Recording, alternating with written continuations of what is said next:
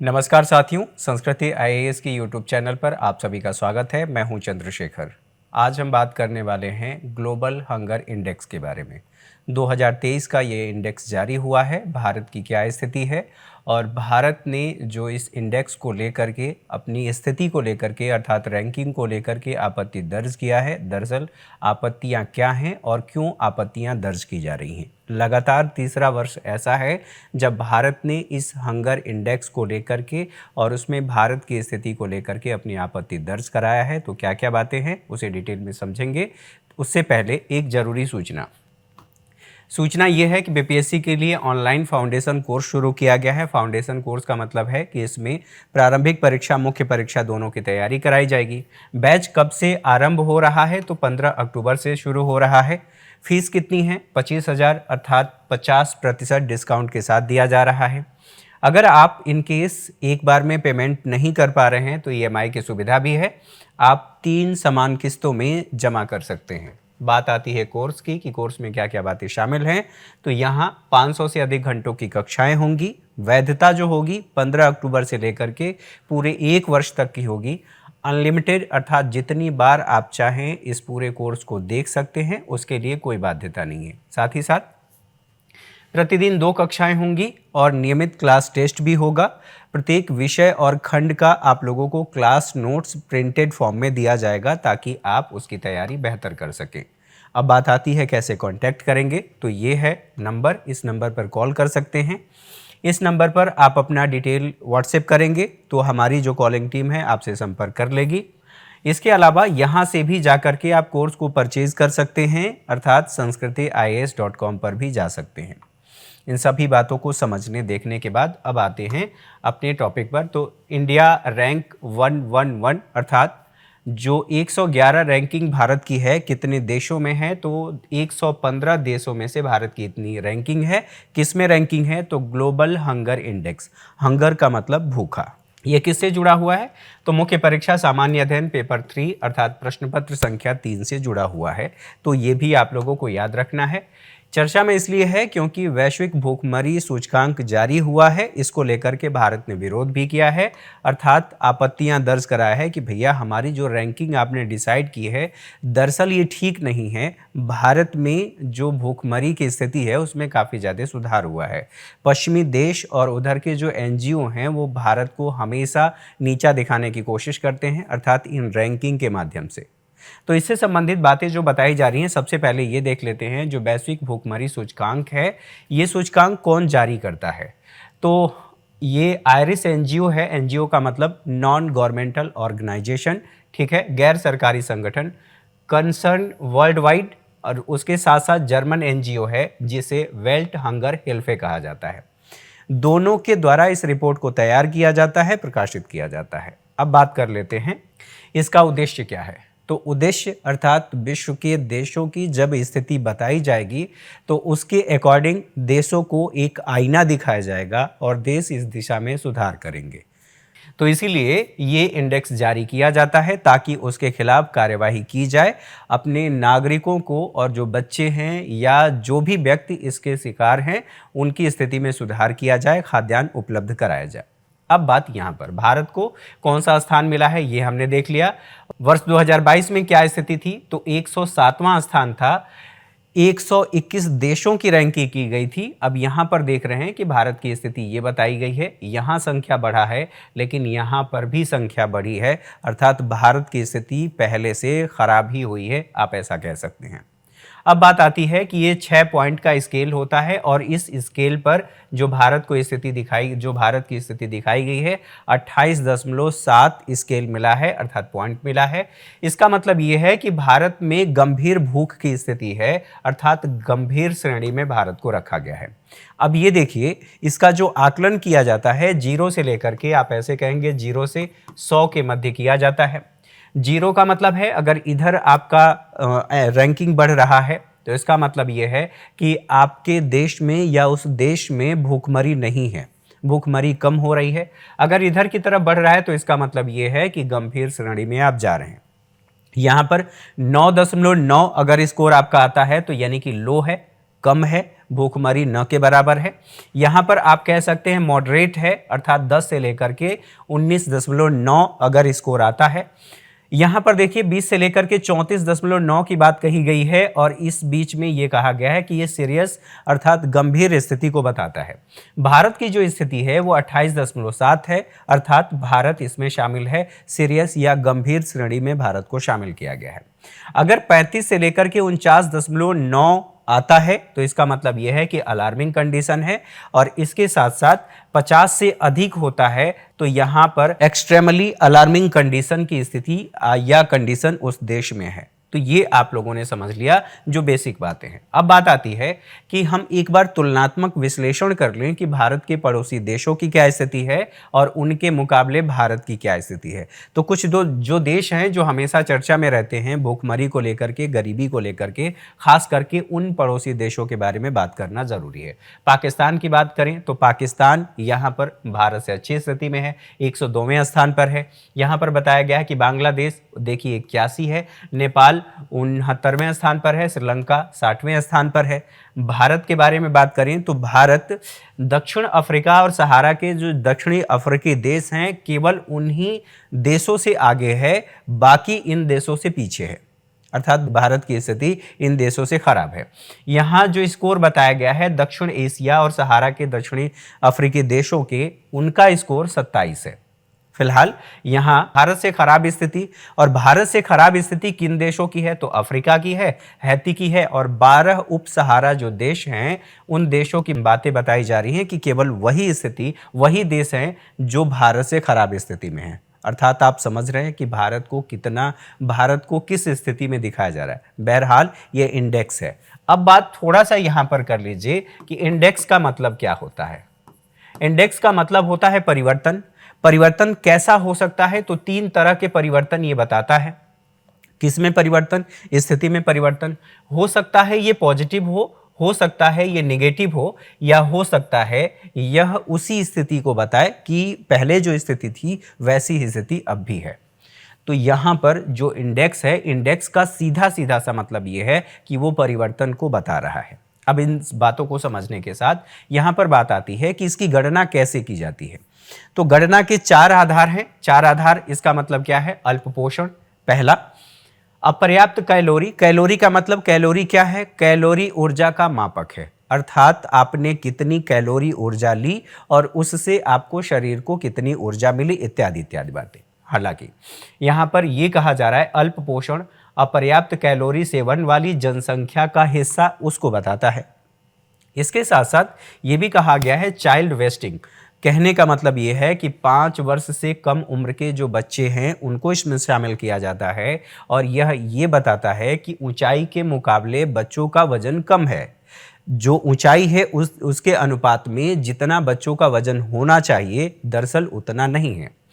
ये स्थिति ये बताती है कि गंभीर कुपोषण की स्थिति उस देश में है। साथ ही साथ अन्य जो इस 2 स्थिति हैं अर्थात संकेतक हैं, तो चाइल्ड स्टंटिंग या स्टंटेड की बात कर लें तो ये बताता है बच्चों का बौनापन अर्थात उम्र के मुकाबले बच्चों की जो हाइट बढ़नी चाहिए थी वो नहीं बढ़ी है। बढ़ी इसलिए नहीं है क्योंकि बच्चे कुपोषण के शिकार हैं। तो यहाँ पर 5 साल से कम उम्र के बच्चे इसमें शामिल किए जाते हैं। उम्र के हिसाब से उनकी लंबाई नहीं बढ़ी है, और ये स्थिति बताता है कि यह दीर्घकालिक कुपोषण की स्थिति है, अर्थात लंबे समय से वो बच्चा कुपोषण का शिकार रहा है, इस वजह से उम्र के हिसाब से उसकी लंबाई नहीं बढ़ी है। तो यहाँ 3 बातें हम लोगों ने समझ लिया। अब बाल मृत्यु दर की बात करें तो यहाँ पर 5 वर्ष से कम उम्र के बच्चों को शामिल किया गया है, और ये कहा गया है कि उनकी मृत्यु दर कितनी है। तो 4 संकेतकों के आधार पर इसकी गणना की जाती है। ये संकेतक कुछ इस प्रकार से है, यहाँ पर देखिए, ये पहला, दूसरा, तीसरा और चौथा, इन चारों से मिलकर के बनता है ग्लोबल हंगर इंडेक्स। ये बातें हम लोग पहले ही देख चुके हैं, तो इसको हमें दोबारा से देखने की ज़रूरत नहीं है। यहाँ पर 100 पॉइंट का स्केल होता है, ये हमने पहले ही बात कर लिया। अब बात यहाँ पर आती है कि भारत का प्रदर्शन कैसा है। तो भारत के प्रदर्शन के बारे में बात करें तो ये कहा गया है अल्प पोषण दर अर्थात 16.6% है। 5 वर्ष से जो कम उम्र के बच्चों की मृत्यु दर है, मृत्यु दर के बारे में बात कर लें, अल्प पोषण की ये स्थिति है, और 5 वर्ष से कम उम्र के बच्चों की जो मृत्यु दर है वो 3.1% है। महिलाओं में एनीमिया की बात करें तो एनीमिया इतना है 58.1% है। बच्चों के कमजोर होने की दर कितनी है तो 18.7% है। विश्व स्तर पर यह बताया गया, ये सभी स्थितियां बताती हैं कि भारत विश्व स्तर पर सर्वाधिक खराब स्थिति में है। सर्वाधिक खराब स्थिति का मतलब ये है कि ये सभी स्थितियां अगर होती हैं तो सर्वाधिक खराब उस स्केल के हिसाब से पूर्णतः खराब नहीं है, लेकिन विश्व स्तर पर यह सर्वाधिक स्थिति बताई जा रही है। तो अपने आप में ये कह सकते हैं कि जो स्थितियां बताई जा रही हैं और जो भारत की वास्तविक स्थिति है उसको लेकर के भारत का विरोध है, भारत ने आपत्ति दर्ज किया है। अब कुछ और बातें इसी से संबंधित। वैश्विक परिदृश्य क्या बताता है कि वैश्विक भूख के खिलाफ प्रगति में रुकावट आई है और कई कारणों से ये रुकावट देखी गई है। उन कारणों की बात करें तो दुनिया के लिए 2023 की बात करें तो GHI अर्थात ग्लोबल हंगर इंडेक्स स्कोर मध्यम माना जाता है। वर्ष 2023 में ये कितना है तो 18.3% है। 2015 में यह 19.1% था। अब यहां पर स्कोर की बात की जा रही है, सॉरी प्रतिशत नहीं, स्कोर की बात की जा रही है। वैश्विक अल्प पोषित व्यक्तियों की संख्या में यह कहा जा रहा है कि लगातार वृद्धि हो रही है। 2017 में कितने लोग थे तो यहां पर 572 मिलियन लोग भूखमरी के शिकार थे। वर्तमान स्थिति ये बताती है कि ये इतने से बढ़कर के इतना हो गया है, अर्थात 735 मिलियन व्यक्ति इसके शिकार हो रहे हैं। तो ये अपने आप में महत्वपूर्ण बात है। इसके अलावा ये भी कहा गया है कि ये प्रगति में रुकावट जो हो रहा है, अर्थात जो हंगर को रोकने की दिशा में देशों के प्रयास हो रहे हैं या विश्व का प्रयास जो हो रहा है उसके मार्ग में रुकावट क्यों आ रही है। तो पहली बात बताई जा रही है कि जलवायु परिवर्तन हो रहा है। जलवायु परिवर्तन क्यों हो रहा है इस पर लगातार बातें हो चुकी हैं, तो उसको बताने की आवश्यकता नहीं है। तो जलवायु परिवर्तन हो रहा है, जलवायु परिवर्तन होगा तो जो फसलों की उत्पादन क्षमता, फसलों की उत्पादकता है वो प्रभावित होगी। और फसलों की उत्पादकता प्रभावित होने का मतलब ये है कि हमें खाद्यान्न उपलब्ध नहीं हो पाएगा और इसकी वजह से आपूर्ति बाद कम होगी और आपूर्ति कम होगी तो भूखमरी होगी। वैश्विक संघर्ष हो रहा है। संघर्ष आप देख लीजिए, चाहे आप इधर की बात कर सकते हैं जो रूस और यूक्रेन, वहां पर संघर्ष चल रहा है। इस समय इजराइल फिलिस्तीन संघर्ष आप देख सकते हैं, यहां पर संघर्ष हो रहा है। और भारत चीन के मध्य आप देख रहे हैं एक लंबे समय से तनाव जारी है। इसके साथ साथ आप अफगानिस्तान की बात कर लीजिए, वहां पर 2021 में क्या स्थिति थी, वहां तालिबान सत्ता में आया, बहुत सारी स्थितियां वहां पर गंभीर हुई।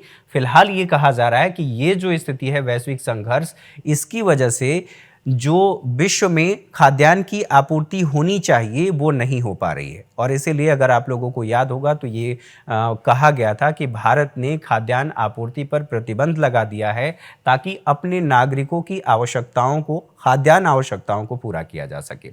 आर्थिक झटके, तमाम मोर्चों पर आर्थिक झटके देखे गए हैं। आप उसमें से एक बात कर सकते हैं वैश्विक महामारी अर्थात कोविड-19, उसकी वजह से भी ये समस्याएं उत्पन्न हुई हैं।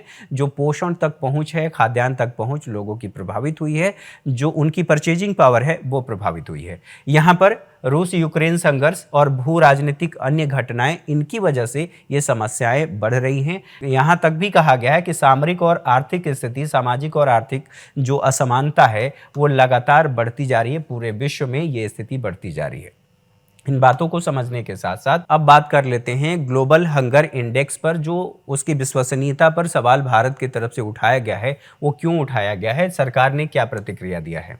सरकार ने जो प्रतिक्रिया दिया है, भारत सरकार ने, उसका ये कहना है कि तीसरा वर्ष ऐसा है जब इस पर प्रतिक्रिया दी गई है और देने के लिए हम मजबूर हो रहे हैं। रैंकिंग की आलोचना की गई है कि हमारी रैंकिंग खराब दिखाई गई है। दूसरी बात ये भी कहा गया है कि जो आपकी कार्यप्रणाली है दरअसल वो त्रुटिपूर्ण है, आपने सही ढंग से इसका आकलन नहीं किया है, इसलिए भारत की रैंकिंग खराब है। रैंकिंग में भारत का स्थान निम्न दिखाया गया है। लगातार ये बातें भारत सरकार कहती रही है कि आपको निष्पक्ष तरीके से इसकी जांच की जानी चाहिए, आपको करनी चाहिए और भारत की रैंकिंग को सही ढंग से दिखाना चाहिए।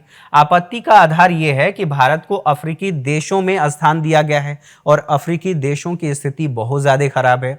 इसके लिए ये कहा गया है कि विश्व के जो शीर्ष 10 खाद्यान्न उत्पादक देश हैं उन देशों में भारत शामिल है। अब आप सोचिए कि विश्व के जो 10 देश हैं जहां पर सबसे ज़्यादा खाद्यान्न का उत्पादन किया जाता है, भारत उसमें शामिल है और भारत में ही कहा जा रहा है कि भारत में भूखमरी की समस्या है।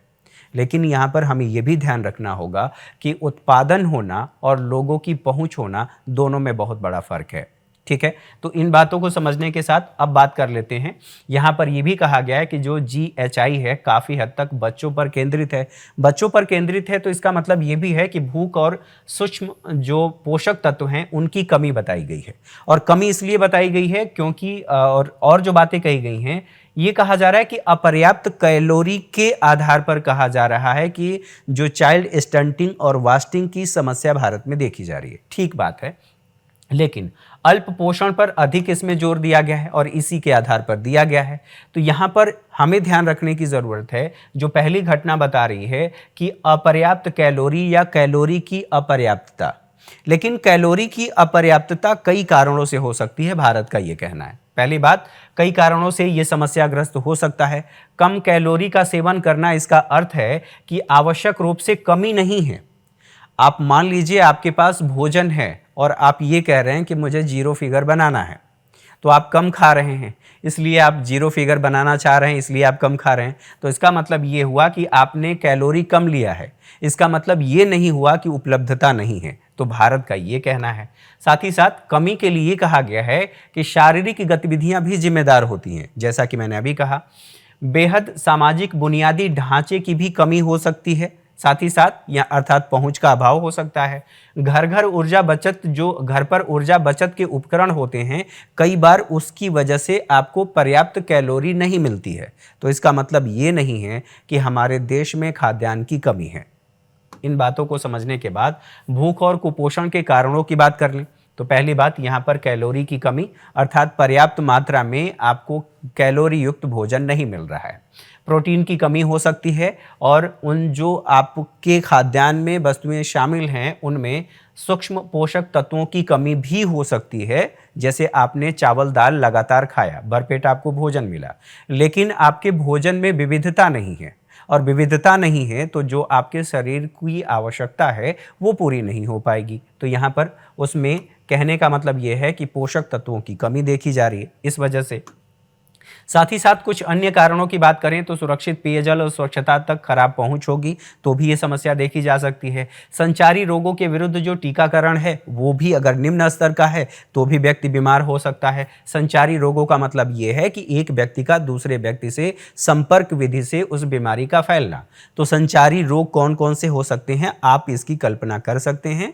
जैसे कोविड-19, यहाँ पर संचारी रोगों के विरुद्ध जो टीकाकरण होना चाहिए उसका निम्न स्तर भी होगा तो भी इस तरह की समस्या होगी। समग्र आहार के महत्व के संबंध में अगर महिलाओं को जानकारी नहीं है कि मुझे कौन सा आहार लेना चाहिए, जैसे चुकंदर और ऐसे हमें भोजन या ऐसी सब्जियां, ऐसे फल फ्रूट तक हमें पहुंच सुनिश्चित करना है या उसका सेवन करना है जिससे एनीमिया की समस्या कम हो सके। तो अगर जानकारी नहीं है तो भी ये समस्या हो सकती है। गरीबी, भूखमरी और ऋणग्रस्तता का दुष्चक्र भी हो सकता है, इसकी वजह से भी ये समस्याएं बढ़ सकती हैं।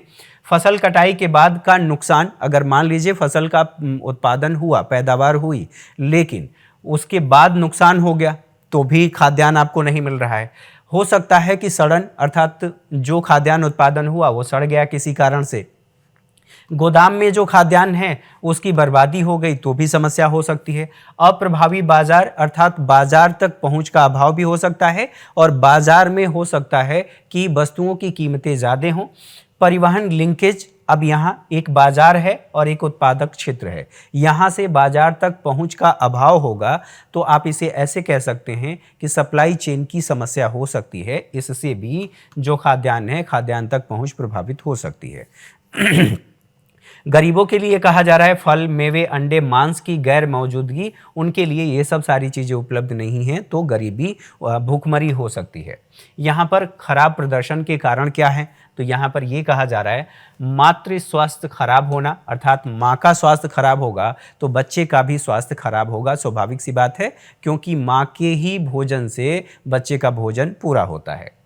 स्वच्छता का अभाव देखा जा रहा है, अर्थात स्वच्छता नहीं होगा, वहाँ पर प्रदूषण की स्थिति होगी या स्वच्छता का अभाव होगा। स्वाभाविक सी बात है कि बीमार होंगे और बीमार की स्थिति भी ये बताता है कि ये जो स्थिति है खराब प्रदर्शन, उसको ये बढ़ाने का काम करेगा, उसको दर्शाएगा। आजीविका की हानि और गरीबी, आजीविका नहीं मिल रही है, आजीविका की हानि हो रही है। स्वाभाविक सी बात है कि गरीबी होगी, गरीबी होने का मतलब यही है कि परचेजिंग पावर भी आपकी कम है, तो खाद्यान्नों तक पहुंच का अभाव होगा, अर्थात आप अपनी न्यूनतम आवश्यकताओं को पूरा नहीं कर पाएंगे। अब बात ये आती है, ये सब सारी बातें तो जो कही गई हैं वो ठीक बात है। जो आपके मुख्य परीक्षा से जुड़ता है वो ये है कि सरकार ने भूखमरी को दूर करने के लिए और जो कुपोषण की समस्या है या बीमारी की समस्या है, आप ये ऐसे भी कह सकते हैं, उसको दूर करने के लिए क्या क्या प्रयास किए हैं। तो सबसे पहले eat right India movement, eat right India movement जो हमारा एफसीआई है उसके द्वारा शुरू किया गया है। एफसीआई आप ऐसे कह सकते हैं कि जो फूड कॉरपोरेशन ऑफ इंडिया है, भारतीय खाद्य सुरक्षा और मानक प्राधिकरण, दरअसल एक ये गतिविधि है। इस गतिविधि के माध्यम से लोगों को सही खाने के लिए सही खाने के बारे में जानकारी दी जाती है। तो एक ये बात है। फूड फोर्टिफिकेशन, फूड फोर्टिफिकेशन का सीधा सीधा सा मतलब ये है कि खाद्यान्न के पोषक तत्वों में वृद्धि करना। अगर आपके भोजन में केवल चावल को शामिल किया जा रहा है तो इसका मतलब ये हुआ कि हम चावल में उस फोर्टिफिकेशन करके और उसमें उन पोषक तत्वों को शामिल कर दें जो आपके शरीर के लिए आवश्यक है। स्वाभाविक सी बात है कि अब इसके माध्यम से आपके शरीर के जो पोषक तत्वों की ज़रूरत है वो पूरी हो जाएगी। तो ये भी किया जा रहा है। अब बात कर लेते हैं राष्ट्रीय खाद्य सुरक्षा अधिनियम। तो यह कानूनी प्रावधान है। यह 75% ग्रामीण आबादी और 50% शहरी आबादी को ये कवर करता है। इसके माध्यम से सब्सिडी युक्त जो भोजन खाद्यान्न है उसका वितरण किया जाता है उचित मूल्य की दुकान से, 2 रुपये, 3 रुपये, 1 रुपये किलो के हिसाब से इसके माध्यम से भी किया जा रहा है। पोषण अभियान की बात करें तो पोषण अभियान भी शुरू किया गया है। इसकी शुरुआत वर्ष 2008 में किया गया था। ये किसके द्वारा शुरू किया गया है? तो महिला एवं बाल विकास मंत्रालय के द्वारा शुरू किया गया है। इसका उद्देश्य ये है, या लक्ष्य भी आप कह सकते हैं, जो स्टंटिंग है, वास्टिंग है, अल्प पोषण है, एनीमिया, इन सभी को कम करना, जो महिलाओं और बच्चों को टारगेट करता है। इसके अलावा प्रधानमंत्री मातृ वंदना योजना के बारे में आप बात कर सकते हैं। तो इसका क्रियान्वयन महिला एवं बाल विकास मंत्रालय के द्वारा किया जा रहा है। इसे 1 जनवरी 2017 से देश के सभी जिलों में इसे लागू कर दिया गया। मिशन इंद्रधनुष की बात करें तो मिशन इंद्रधनुष के माध्यम से जो कार्य किया जा रहा है, अर्थात 2 वर्ष तक के बच्चे और उसके साथ साथ जो गर्भवती महिलाएं हैं उनको 12 प्रकार के टीके लगाए जाते हैं ताकि इससे संबंधित जो समस्याएं हैं उन समस्याओं का निदान किया जा सके, अर्थात जो निवारक बीमारियां हैं उनका समाधान किया जा सके। तो इस दिशा में भी प्रयास किया जा रहा है। एक और बात यहाँ पर देखेंगे, एकीकृत बाल विकास सेवा योजना, ICDS कहा जाता है, इंटीग्रेटेड चाइल्ड डेवलपमेंट प्रोग्राम। इसकी शुरुआत वर्ष 1975 में ही कर दी गई थी। इसमें कौन कौन से बच्चे शामिल होते हैं या कौन कौन से लोग शामिल होते हैं? तो 0 से लेकर के 6 वर्ष के बच्चे शामिल होते हैं। इसमें गर्भवती महिलाएं भी शामिल होती हैं और उसके साथ साथ जो स्तनपान कराने वाली या दूध पिलाने वाली माताएं हैं वो भी इसमें शामिल होती हैं। अब इसमें इन सभी को क्या दिया जा रहा है? तो 6 प्रकार की सेवाओं का पैकेज दिया जाता है ताकि कुपोषण इत्यादि की समस्याओं का समाधान किया जा सके। तो ये सारी बातें आप लोगों ने इससे संबंधित देख लिया। अब इन बातों को समझने के बाद इस पर आधारित अर्थात इस टॉपिक से रिलेटेड प्रश्न को देख लेते हैं कि क्या कोई प्रश्न पूछा गया है या नहीं पूछा गया है। तो आप देखिए, खाद्य सुरक्षा विधेयक से भारत में भूख और कुपोषण खत्म होने की उम्मीद है। इसके प्रभावी कार्यान्वयन में WTO में उत्पन्न हुई चिंताओं के साथ साथ विभिन्न आशंकाओं पर आलोचनात्मक चर्चा करिए। ये इस टॉपिक से रिलेटेड है। मैं ये नहीं कह रहा हूं कि पूरी तरह से यही है, लेकिन इस टॉपिक से संबंधित है। वर्ष 2013 में ये पूछा गया है, तो आप चाहें तो इसकी प्रैक्टिस भी कर सकते हैं। आज के लिए मेरे साथ इतना ही। अगली क्लास में मुलाकात होगी। तब तक के लिए नमस्कार। आपको ये सेशन कैसा लगा आप ज़रूर बताएं, अपनी प्रतिक्रियाएं दें, कमेंट बॉक्स में जाकर के कमेंट करें। और अभी तक आपने चैनल को सब्सक्राइब नहीं किया है तो चैनल को सब्सक्राइब भी करें और बेल आइकन को भी प्रेस करें ताकि आप लोगों तक वीडियो का नोटिफिकेशन सही समय पर जाए और आपसे ये क्लास मिस ना हो। Thank you for watching.